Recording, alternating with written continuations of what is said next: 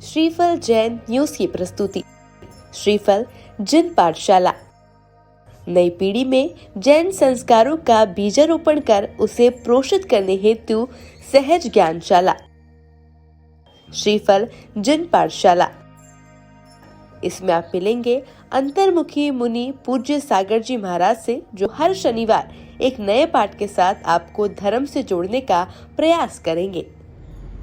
श्रीफल जैन न्यूज पाठशाला में आप सबका आशीर्वाद है। आज हम चर्चा करेंगे कल्पवृक्ष के बारे में। हमने जो पहले काल के 6 भेद पढ़े थे, सुषमा सुषमा, सुषमा और सुषमा दुष्मा, ये 3 काल भोग भूमि के होते हैं और इन भोग भूमि में कल्प वृक्ष होते हैं। और यहाँ पर जो मनुष्य उस समय होते हैं, उनको अपने जीवन यापन करने की, जो खाने के लिए, पहनने के लिए, श्रृंगार की जो सामग्री की आवश्यकता होती थी, वो सब इन्हें कल्प वृक्ष से प्राप्त होती थी। जैसे ही कल्प वृक्ष के सामने खड़े होते थे, इन्हें सारी वस्तुएं मिल जाती, चाहे वो घर हो बनाने के लिए, चाहे खाने के भोजन की बात हो, चाहे पहनने के कपड़े की बात हो, चाहे आभूषण की बात हो, संपूर्ण वस्तुएं उन्हें वहां से प्राप्त होती थी। और वहां पर उस समय किसी प्रकार का कोई काम करने की आवश्यकताएं नहीं होती थी व्यक्ति को। और हमारे उस समय में कर्मभूमि भी दुष्मा सुषमा काल से प्रारंभ होती थी। तो ये कल्पवृक्ष 10 प्रकार के हमारे आचार्य ने बताए हैं और इन 10 प्रकार के कल्पवृक्षों से संपूर्ण अवस्था में प्राप्त होती थी।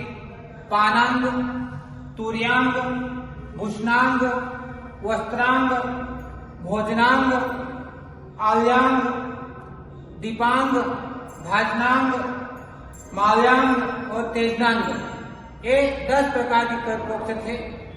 इन 10 प्रकार के कल्पवृक्षों में हम चर्चा करेंगे 3 कल्पवृक्षों से हमें क्या प्राप्त होता था। और पहला पानांग, पीने के समस्त पदार्थ, स्वादिष्ट, सुंदर, पौष्टिदायक 32 प्रकार के पेय पदार्थ इस कल्पवृक्ष से हमें प्राप्त होते थे। यानी वहां हम खड़े हो जाएं तो हमें वो सब चीजें अपने आप मिल जाती थी। फिर तुर्यांग, वाद्य जिसको हम कहते बजाने के साधन, चाहे वो किसी प्रकार का वाद्य हो बजाने का, वो सारी तुर्यांग नाम के कल्पवृक्ष हमें प्राप्त हो जाता था। दूसरा भोजनांग, भोजन संबंधित सारे पदार्थ हमें वहां प्राप्त हो जाते। वो भोजन ऐसा नहीं, ऐसा स्वादिष्ट, पौष्टिदायक और रसना इंद्रिय को संतुष्ट करने के लिए जो इस प्रकार का भोजन होता था, इस प्रकार का भोजन हमें मिल जाता।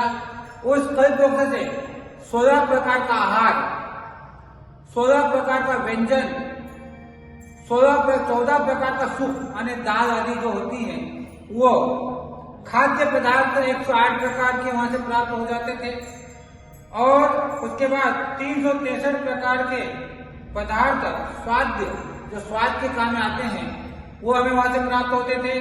और 63 प्रकार के रस, उत्तम उत्तम रस, स्वादिष्ट रस उस कल्पवृक्ष से प्राप्त होते थे। इस प्रकार के जब उन्हें भूख लगती थी, वहां पर जाकर खड़े होते थे, ये सारी चीजें उन्हें वहां पर मिल जाती थी। और इसके बाद हमने 3 प्रकार के हो गए।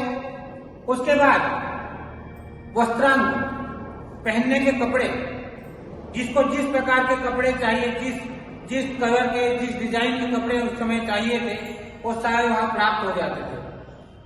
उसके बाद आभूषणांग, यानी आभूषण, गहने, अंगूठी, कान का, गले का, बाजूबंद, जितने प्रकार के वहां पर होते थे, वो सब वहां पर प्राप्त होते थे। फिर माल्यांग, जितने प्रकार के फूल हमें चाहिए होते थे श्रृंगार के लिए, वो सब वहां पर हमें प्राप्त हो जाते थे। तेजनांग, अनेक करोड़ों सूर्य से भी अधिक प्रकाश देने वाले कल्पवृक्ष तेजनांग नाम का होता था, जहां से प्रकाश ही प्रकाश दिखाई देता था। उन्हीं के कारण वहां पर उस समय सूर्य और चंद्रमा होते भी वो हमें दिखाई नहीं देते थे। उसके बाद है दीपांग, चंद्रमा के समान शीतलता प्रदान करने वाला। उसके बाद एक कल्पवृक्ष होता है भाजनांग, जहां पर छत्र, चवर, सिंहासन आदि अनेक प्रकार के बर्तन हमें वहां से प्राप्त होते थे। उसके भाजनांग नाम का कल्प वृक्ष होता है। उसके बाद एक कल्प वृक्ष होता है आलजाम, यानी सुंदर सुंदर मंदिर बनवाना हो, सॉरी प्रसाद भवन बनाने, जिस प्रकार का हमें भवन चाहिए ऐसे प्रसाद भवन वो हमें कल्प वृक्ष हमें प्रदान कर देता था। तो ये 10 प्रकार के कल्प वृक्ष होते हैं और 10 प्रकार के कल्प वृक्षों से जीवन वो अपना व्यतीत करते थे, अपना जीवन निकालते थे। इन प्रकार से यह कल्प वृक्ष का वर्णन हुआ और आगे की पाठशाला में फिर हम और चर्चा करेंगे। ओम नमः सिद्धेभ्यो।